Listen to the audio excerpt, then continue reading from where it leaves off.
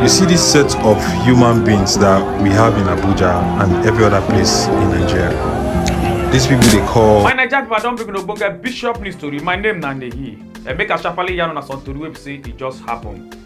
President Bola Ahmed Tinubu on Saturday, August 26, 2023, don't receive the U.S. Assistant Secretary of State for African Affairs, where her name be Mary Catherine Molifi. During the meeting, President Bola Ahmed Tinubu don't come they advise the U.S. ambassador, say make him make sure say U.S. policy go join body with the independent African democracies them. With this time, we be say military them, they fight against democracy for inside Africa.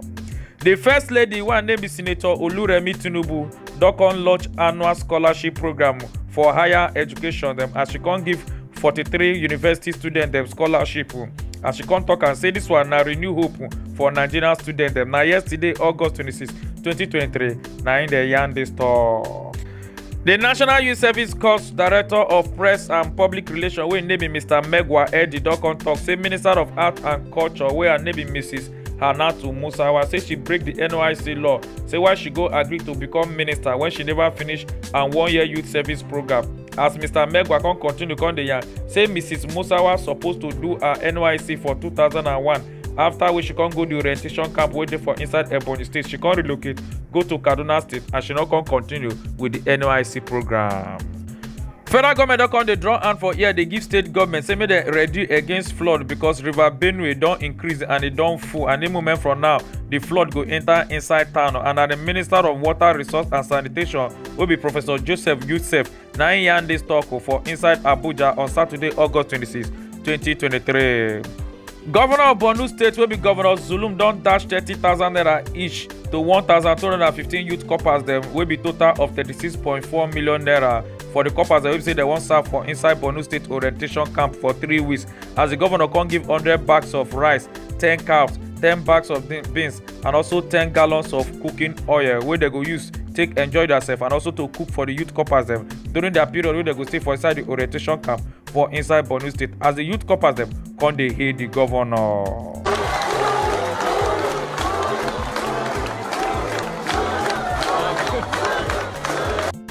One Nigerian man don't come they provoke the verse say because of this aboki the way they do iron condemn what you they call the scavengers them after they break enter inside one building where government is just demolish and the owners of the buildings they don't go work, they're not there around to carry their properties, they say come out home. As they aboki them can't start to tear the houses them, can't even they remove the roof, they tiptalize the properties them where the owners are not there around, and this will get happen for inside Abuja August 25th, 2023. Even before the people who owns this property came, you can see these scavengers taking their properties. It is crazy. This is a problem in Abuja. The Economic and Financial Crime Commission will be EFCC don't arrest 23 suspected Yahoo boys for inside Sokoto State on Friday, August 25th, 2023. As they can arrest them for inside Bafarawa and Kakalawa estate inside Sokoto. As they can see 2 Toyota Corolla Moto, 3 Okada, laptops, phones, and generators them where they carry the war. The National Drug Law Enforcement Agency don't catch 29-year-old South African citizens where in name be Eramos Jean Pierre, we carry 2.5 kg methamphetamine as input for inside him bag when they travel they go Middle East through Nnamdi Azikiwe International Airport to Abuja on Wednesday 23rd 2023 of August. Now they catch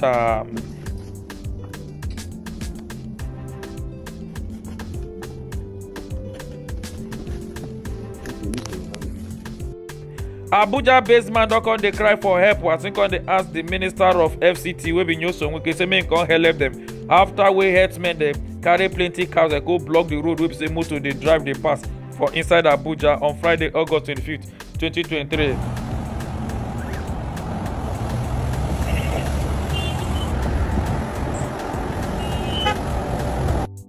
That be small something as plenty Okpo Miliki girls that don't come out come they complain they provoke. Say because of the fuel subsidy we federal government to remove. Say customers they know they come again to come they knack pekusu as they come here and say they don't reduce their price to 500 naira to anybody we want knack pekusu. And now their branch we say they for Kaduna State. Now they come out to come yarn this stuff to take give us on top the talk we'll follow the day yarn. But the lucky Okpo Miliki branch they never come out come yarn their own.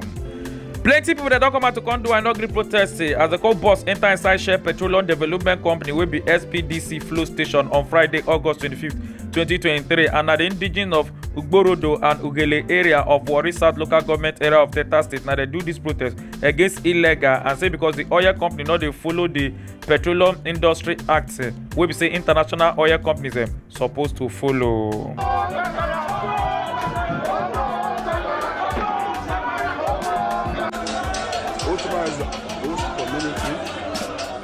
The man wey they see yesterday for Yanapaja Park wey dey for Ikotu area on Saturday, August 26, 2023. After we moved to drop am with him goods wey make the man come dey behave like say in dey kolo. But the family and friends don come out come post this video as they come dey tell Nigerians them say the man dey kampe and body dey kakaraka as him come dey collect treatment for inside the hospital. Never on the SMB never. I have over 1 night working sick here. By God grace, all the okay. One person don come kpai and 57 people that don come wunjure well after wey explosion happen for the petroleum gas filling station for inside North Romania capital wey be Bucharest on Saturday, August 26, 2023. The France government don come out to come challenge the Niger military leaders them say they no get right to pursue the ambassador take comot from inside their country. As they yarn this talk after the Niger military leaders they come out to come give 48 hours to the France ambassador will be Sylvain Ite, say making come out for inside their country. It's sharp 6 o'clock. My name is Nanehi. Take una get to Bonge weekend.